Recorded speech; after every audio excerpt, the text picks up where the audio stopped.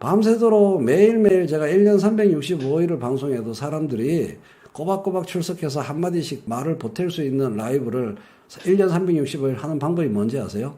통상 문제와 입시 문제, 교육 문제만 얘기하면은 다 전문가라서요. 1년 365일 아무리 해도 끝나지 않고 사람들이 끊이질 않아요. 모두 다 자기 철학이 있고 자기 보탤 말이 있습니다. 근데 그건 왜 그럴까요? 왜 모든 사람들이 전문가고 모든 사람들이 의견을 왜 보태고 싶어 할까요? 답을 한번 해보세요. 왜 모든 사람이 입시 문제에 대해서는 다 자기의 단호한 목소리를 갖고 있고 할 말이 있는 상태일까요? 그 답을 한번 내보세요.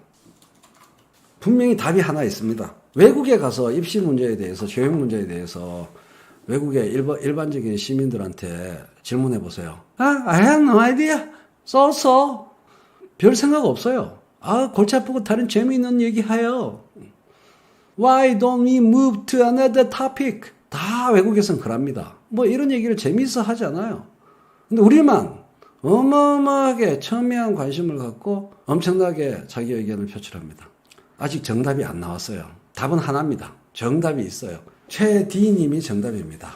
시험에 그게 모든 문제의 전체 답니다. 시험에 합격하면 천국이고 시험에 떨어지면 지옥이기 때문입니다. 정답 맞죠? 인정하시겠죠? 콜? 왜 모든 사람이 절대 자기 의견을 빼지 않냐? 왜 전문가냐? 자기 신념이 확실하고 목소리가 확실하냐? 합격하면 천국이고 떨어지면 지옥인 거기 때문입니다. 그래서 테스타크러스라는 거예요. 그게 테스타크러스라는 거예요. 두 번째 문제. 외국에서는 당연히 합격은 좋은 거고 불합격은 나쁜 건데요. 시험이 평생 있어요. 인생의 결정적인 시기 20대 때의 시험이 인생을 결정하는 나라는 여기밖에 없습니다. 외국에서도 시험에 합격하면 좋고 떨어지면 나쁘지만 인생의 다음 시험, 다음 시험, 다음 시험이 계속 있어요. 계속 그 사람에 대한, 그 사람의 능력에 대한 점검이 사회적으로 기회가 계속 주어집니다. 평생을 결정하기 때문에 문제인 겁니다. 그래서 테스타크러스라고 하는 거예요. 근데 그 말은 외국의 시험은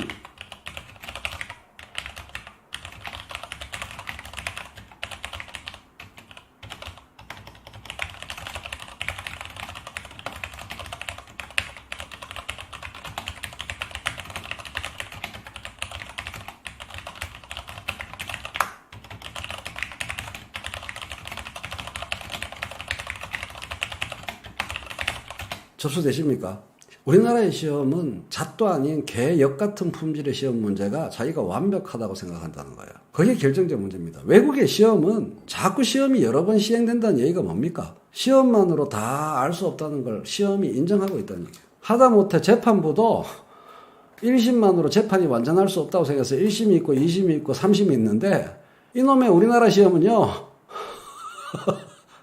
이 사람이 평생 동안 능력을 발휘할 사람인지 안 할 사람인지 관심법입니다. 관심법. 20대 때 평가한 시험으로 이 사람이 평생 동안 능력을 계속 유지할지 안 유지할지 지들이 안다는 겁니다. 해결할 수 있다니까요. 해결할 수 없는 걸 제가 왜 얘기합니까? 정시 확대에 잘한다고 박수치는 이상한 사회주의적 심성, 구체적인 사태를 모르는 국민들이 많은 이상 안 됩니다. 오후 방송에서도 말씀드렸습니다만은 공직사회부터 바꾸면 돼요. 황희석 인권국장 같은 사람이 많이 탄생하는 것부터 시작해야 된다 이렇게 생각합니다. 정부 중앙부처부터 시작하면 돼요. 그 직무를 더 잘 수행할 수 있는 사람들이 공공영역 바깥에 천지빛깔입니다. 철밥통 행정고시 통과한 사람들보다요.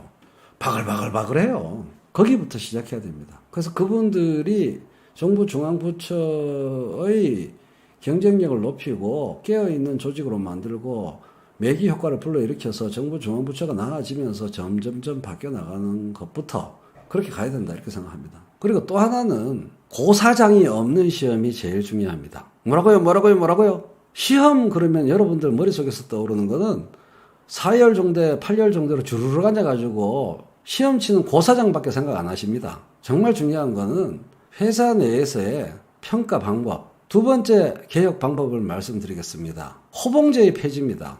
호봉제의 폐지예요. 모든 민간과 공공기관에서 호봉제가 폐지되는 거. 그건 시도되고 있습니다, 지금.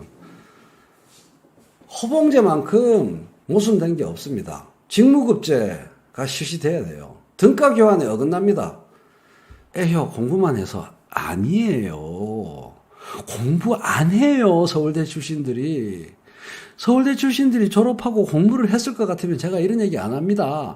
서울대 애들 무식하고 무능해요. 머리도 나빠요. 그냥 일단 한번 시험 통과한 다음에 서울대학교 입학시험 한 번, 그 다음에 고시 한 번으로 아무런 공부를 안 해도 능력 있는 것으로 간주되어지는 사회를 살아서 그런 거예요.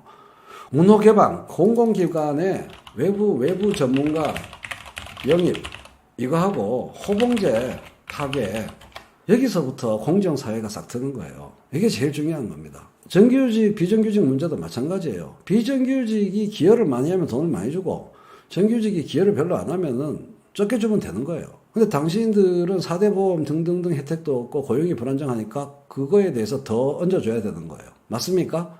정규직과 비정규직의 정규성은 영원히 좋고 비정규직은 영원히 나쁘다라는 기본 대갈박 생각이 있는 한 정규직, 비정규직 문제는 해결 안 돼요. 뭐라고?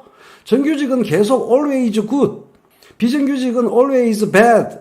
그래야 정규직이고 그래야 비정규직이다라는 국민 통념이 있는 이상 안 되는 겁니다. 정규직은 정규직대로의 장단점이 있고 비정규직은 비정규직대로의 장단점이 있는 사회, 전체적으로 종합적으로 보면은 이분이 되는, 다른 나라는 그래요.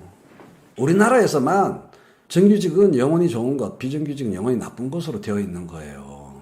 비정규직을 정규직으로 다 바꿔야 된다. 정규직으로 전환해야 된다. 그 주장 자체가 비정규직은 나쁜 것, 정규직은 좋은 것이라는 전제를 인정하는 거예요. 그런데 오늘 강왕구 박사님이 말씀하셨듯이 단순직은요, 고용 안정을 보장해 줘야 돼요. 단순직은 오히려 고도의 전문직을 비정규직으로 해서 돈 많이 주고 1년 쓰고 계약 만료하고 그렇게 해야 되는 겁니다.